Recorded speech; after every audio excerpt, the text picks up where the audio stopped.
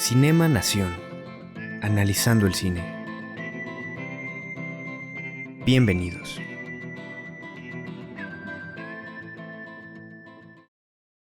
Hola, ¿qué tal? Mi nombre es Aldo Ejines. Sean bienvenidos al segundo episodio de este podcast llamado Cinema Nación, un podcast donde evidentemente hablamos sobre cine, y para esta segunda ocasión vamos a hablar sobre la película El sacrificio del ciervo sagrado, una película que además de analizar el día de hoy la traigo como recomendación. No es tan conocida, pero la verdad es que vale mucho la pena ver. Yo la vi en Amazon Prime Video y seguro hay una gran cantidad de páginas donde la pueden encontrar. Y para esta ocasión traigo el análisis sin spoilers para no arruinarles la experiencia a quienes no la hayan visto. Pero pues vale mucho la pena verla. Después de escuchar este análisis vayan a verla y ya me dicen qué tal, ¿no? A través de redes sociales. También sigan Cinema Nación en redes sociales. Bueno, esta es una película de Yorgos Lanthimos, un director griego. Esta cinta recibió el premio a Mejor Guión en Cannes y fue nominada a la Palma de Oro en 2017. Esta película cuenta la historia de un médico cirujano cardiovascular, padre de familia, que entabla una relación con el hijo de un expaciente que falleció durante una operación en camilla. Y esta relación, esta situación, se va poniendo cada vez más extraña y turbia según avanza la trama, hasta cambiar completamente la vida del protagonista. Estamos acostumbrados a que las películas de terror cumplan con ciertas convenciones que ha definido la industria. El mercado del cine de terror, al menos el mercado más comercial, sacrifica creatividad a cambio de un éxito seguro en taquilla. Y utilizan recursos bastante pobres. Abusan de los screamers, ya saben, los típicos sonidos fuertes con apariciones repentinas, que más que generar miedo, pues es un simple susto. Es un susto barato y un susto fácil de realizar, y es por esto que lo utilizan. Además, se basan en clichés básicos para hacer avanzar la trama. Utilizan recursos desgastados para generar tensión, como es la música genérica, los sonidos muy graves o muy agudos, los escenarios con poca iluminación y por supuesto los gritos. En las películas de terror hay muchos gritos, ¿no? Me refiero obviamente a las películas de terror pues más comerciales que no apuestan a la creatividad. Las películas que únicamente se hacen para generar dinero en taquilla. También utilizan personajes con poca o nula profundidad y sin personalidad, que toman las decisiones más estúpidas a cada momento. Son personajes que parecen buscar su muerte a cada segundo. No sé si hayan visto la película de Scream. Hay una escena de Scream, la película de Scary Movie. Hay una escena donde uno de los personajes se va corriendo, lo va persiguiendo un asesino y sobre la mesa encuentra así un abanico, ¿no? De armas, de una granada y una escopeta y todo para defenderse, entonces agarra un plátano. Eso se me hace lo que define las películas de terror, palomiteras, ¿no? Que, pues las que no tienen un valor creativo real. Son películas que solo buscan el éxito en taquilla, lo cual no está mal, pero no se esfuerzan en ser obras de calidad, solo llegan al público masivo y hacen dinero sin invertir tiempo o recursos o siquiera ideas. Pero hay obras que salen de estos parámetros, que logran aterrorizar de las maneras más creativas e inesperadas. Esta es una de esas obras.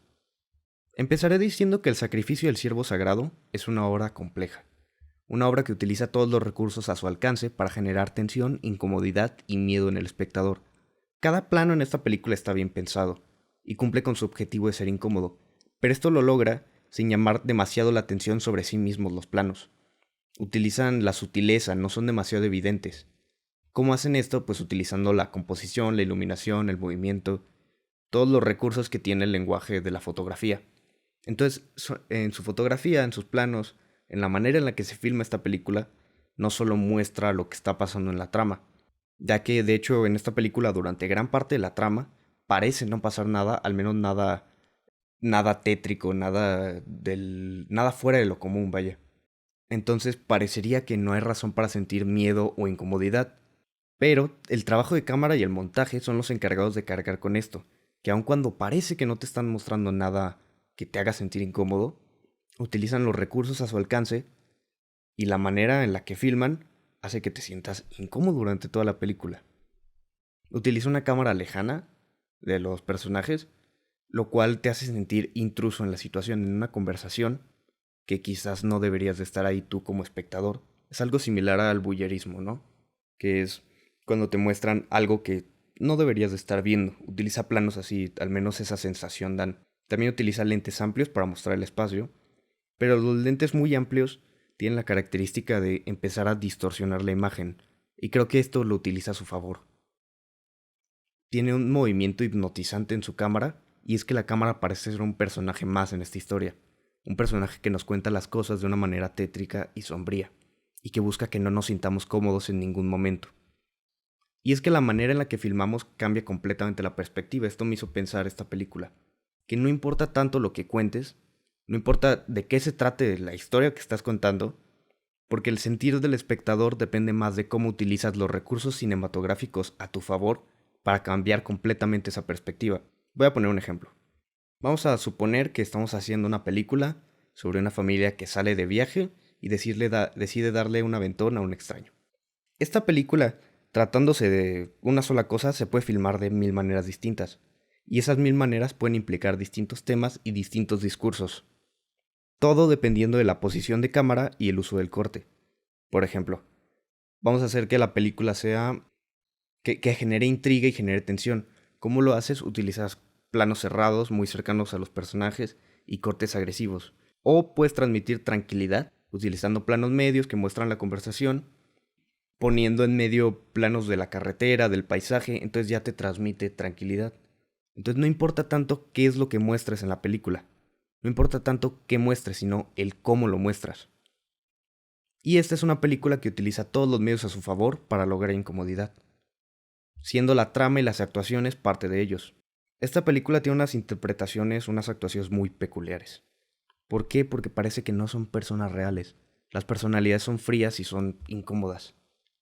Cuando demuestran emociones o reaccionan a algo, se siente falso. Y ojo, no quiero decir que las actuaciones estén mal, no quiero decir que al actuar ellos se sientan falsos. Sencillamente, así es el estilo de actuación que lleva la película. Frío y los sentimientos se sienten falsos. No crees que realmente el personaje sienta eso, sino parece que todo el tiempo están fingiendo, eso es a lo que me refiero. Pero esto contribuye a la obra, ya que la carencia de sentimientos en los personajes genera incomodidad. De hecho, parece como si todos los personajes sufrieran algún tipo de trastorno o todo el tiempo estuvieran mintiendo. Esto, la verdad, al principio me costó trabajo entrar a la película, causó que me fuera difícil, pero según fue avanzando la película, me fui dando cuenta de que este elemento encaja perfectamente en la obra. Los personajes son bastante herméticos respecto a sus emociones. Únicamente te muestran lo que quieres que pienses de ellos, que todo el tiempo están felices o que siempre reaccionan de manera positiva. Por lo que no es fácil identificarte con los personajes porque parece que te están mostrando un lado falso. Entonces complica empatizar. Pero esto hace que veas la película con la cabeza más fría. No te vas del lado de alguno de los personajes o del otro, o no hay un favorito, sino que estás todo el tiempo desde lejos. Que es algo que también ayuda el trabajo de cámara, ¿no? Lo que comentaba, el voyerismo. La cámara desde lejos, que te hace sentir que como espectador ahí estás de intruso. Entonces tú como espectador pues te quedas detrás de la cuarta pared.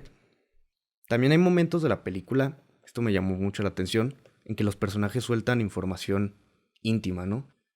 Bueno, no quiero decir mucho, voy a decir un pequeño spoiler, así, nada relevante. La hija del protagonista tiene su primer periodo, entonces los padres y algunos de los personajes, bueno, los padres y ella, de repente en conversaciones lo sueltan, ¿no? Así como, ah, sí, la semana pasada tuvo su primer periodo. Pero esto, bueno, ya que lo mencioné así, me recuerda a la familia Peluche, están mis altísimas referencias cinematográficas. Pero bueno, lo hacen en el momento en que sueltan esta información, que a ti como espectador te hace sentir incómodo, pues lo hacen para lograr tomar control de la situación, ¿no? Sí, generarte confianza. Mira, te conté esto que era muy íntimo. Quizás también esto causa incomodidad, porque como espectador no deberías de enterarte de eso, ¿no? Estás como un intruso en esta película. Este y otros elementos que posee la película hacen que se vuelva una rareza en la cinematografía. Es una película rara. Las actuaciones son raras y la manera en la que se maneja tan fría es raro en el cine, pero contribuye bastante bien a la obra. Algo curioso aquí es que, como dije antes, las personalidades son bastante frías y herméticas. pero los únicos sentimientos evidentes y que se sienten reales son el enojo y el odio.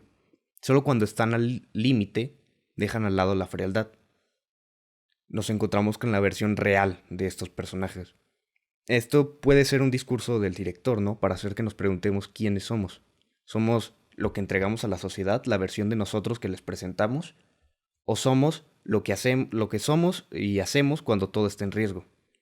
¿Cuál es nuestro verdadero yo? Y esta es una cuestión que me surgió viendo la película. Bueno, cambiando de tema, el montaje es fundamental en toda película. Y aquí lo aprovechan a su favor. Generan tensión con el misterio y el suspenso a través de el montaje, el ritmo. Y esto aunque la situación no lo implique, porque el lenguaje del cine transmite situaciones diversas, esto ya lo mencioné antes, en este caso es el horror. Y para generar horror también se apoya de la música, porque hay momentos en que pone música terrorífica en la película, que aparentemente está fuera de lugar esta música. Momentos donde en realidad solo están teniendo una conversación, pero la música es tensa. Y aparentemente está fuera de lugar, pero poco a poco va avanzando la trama y va tomando sentido que esta música esté ahí. Y es que esta película es una película donde el horror se cuece a fuego lento.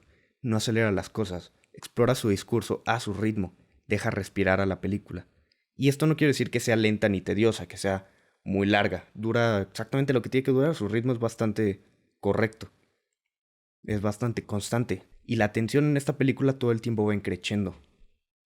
Y es que esta es una película que no se basa en sustos y sangre como la mayoría de las películas del montón, ¿no? Sabe que el miedo es más complejo y se atreve a explorar sobre preguntas fundamentales.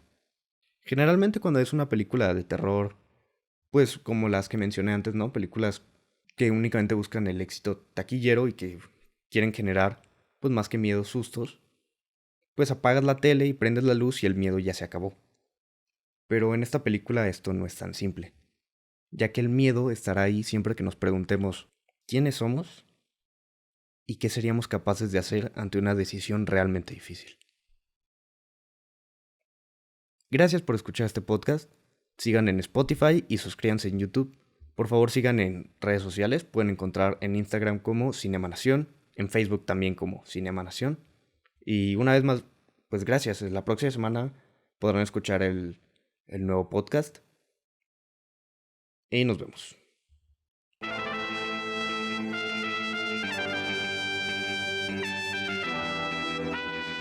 Gracias por escuchar Cinema Nación.